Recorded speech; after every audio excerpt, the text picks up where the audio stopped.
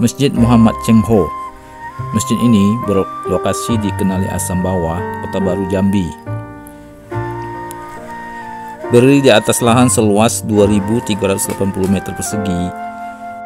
Masjid ini diresmikan tanggal 12 Februari tahun 2021, bertepatan dengan perayaan Tahun Baru Imlek.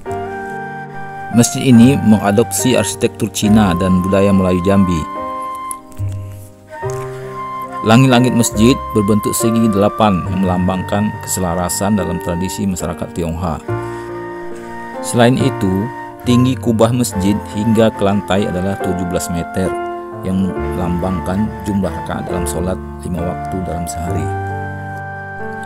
Saat ini, karena keunikannya, Masjid Cheng Ho menjadi salah satu tujuan wisata religi di kota Jambi.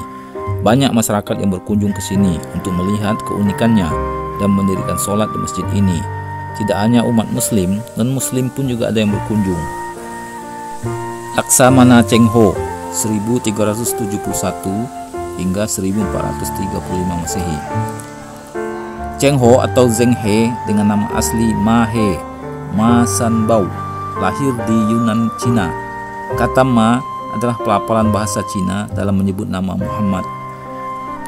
Cheng Ho adalah seorang kasim muslim yang menjadi kepercayaan Kaisar Yongle dari Tiongkok, berkuasa tahun 1403 hingga 1424 Masehi. Tahun 1405 hingga 1433, Cheng Ho telah melakukan 7 pelayaran keliling dunia.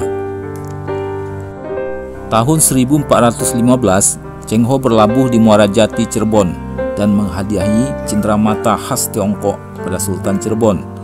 Laksamana Cheng Ho memimpin armada laut dan rombongan diantaranya ada Syekh Kuro dan Syekh Datuk Kahfi yang berperan dan juga membantu dalam penyebaran agama Islam di setiap tujuan tempat mereka berlayar. Laksamana Cheng Ho adalah keturunan suku Hui, suku minoritas di Cina yang sebagian besar Muslim. Ketika berusia 12 tahun, Yunan direbut oleh dinasti Ming dan para pemudanya banyak ditawan dan dikebiri, kemudian dijadikan abdi Pangeran Zudi. Berawal dari Kasim, Ma He kemudian menjadi penasihat Pangeran Zudi dan diberi marga Cheng. Sejak saat itu ia dikenal dengan nama Cheng Ho. Setelah Pangeran Zudi berhasil merebut tahta dan berganti nama menjadi Kaisar Yongle, ia bertekad mengembalikan kejayaan Cina setelah runtuhnya dinasti Mongol tahun 1368. Pada saat itu, Cheng Ho menawarkan diri untuk melakukan ekspedisi ke berbagai negeri. Dengan senang hati, Kaisar mengizinkannya dan dari situlah bermula penjelajahan Cheng Ho. Di bawah komando Laksamana Cheng Ho, armada Cina memulai pelayaran tahun 1405. Pelayaran pertamanya mampu mencapai wilayah Asia Tenggara, yaitu Semenanjung Malaya, Sumatera, dan Jawa. Laksamana Cheng Ho kemudian menjalankan ekspedisi kedua antara tahun 1407 sampai 1409 dan ekspedisi ketiga pada tahun 1409 sampai 1411. Dari 3 ekspedisi yang dilakukan, Laksamana Cheng Ho telah menjelajahi sampai di daerah India dan Sri Lanka. Antara tahun 1413 sampai 1415, pelayaran Laksamana Cheng Ho semakin jauh, mencapai daerah Aden, Teluk Persia, dan Afrika Timur. Jalur ini kembali dilewati saat menjalani ekspedisi kelima 1417 sampai 1419 dan ekspedisi keenam 1421 sampai 1422. Pada pelayaran terakhirnya antara 1431 sampai 1433, Laksamana Cheng Ho berhasil mencapai Laut Merah. Laksamana Cheng Ho melakukan ekspedisi dengan armada yang sangat besar. Bahkan sampai saat ini belum ada penjelajah yang mampu melebihinya. Berangkat dengan 27.000 anak buah dan 307 kapal. Kapal terbesarnya berukuran 138 meter dengan lebar 56 meter yang menjadikannya kapal terbesar pada abad itu. Selama berlayar, mereka membawa banyak perbekalan bambu Cina sebagai suku cadang kapal dan sutra untuk dijual. Ketika kembali ke negerinya, Laksamana Cheng Ho biasanya membawa hadiah-hadiah dari daerah-daerah yang dikunjunginya untuk sang kaisar. Laksamana Cheng Ho meninggal pada April 1433 di Kalkuta, India. Beberapa pendapat menyebut bahwa jenazahnya dikuburkan di daerah Semarang.